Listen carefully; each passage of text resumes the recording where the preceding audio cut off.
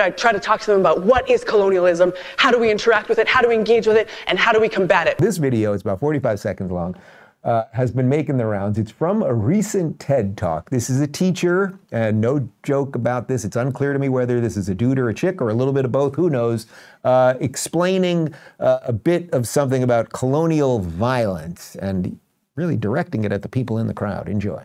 I think that focusing still on the people who are uncomfortable about this is still recreating colonial violence. It's still recreating cis supremacy. It's still recreating able supremacy. It's still recreating white supremacy. So instead, I'm going to do what I usually do when I talk to my classes, is I try to weaponize everybody in there. I try to talk to them about what is colonialism, how do we interact with it, how do we engage with it, and how do we combat it within ourselves, within our families, within our communities, and how do we take that further. What is colonial violence?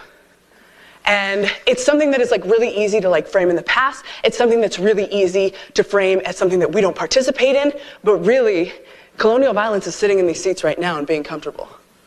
Colonial violence is the control of the elements that we have and being warm in this room.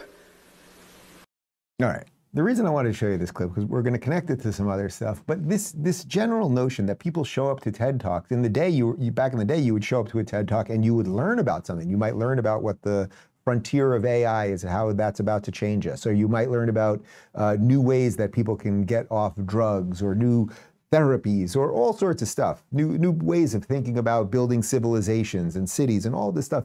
And now they're doing TED Talks with people from completely nonsensical verticals in education. This is just all nonsense. Cis supremacy, white supremacy, ableist supremacy.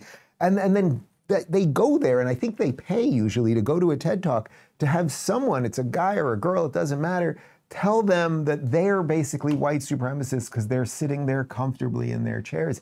And that there is a disease. I mean, this is why wokeness is a mind virus, that people do that, and then they're being told they're white supremacists and they're ableist supremacists, and they applaud it. And I think that disease is deeply connected to a bunch of people, deeply connected to a society that kind of doesn't know what it believes anymore. So if a society doesn't know what it believes and what it stands for, then it will basically fall for everything. And unfortunately, in Western societies, we've become so wealthy, we've become so modernized in so many ways that now we are quite literally committing hara-kiri on ourselves. We're impaling ourselves on these bad ideas.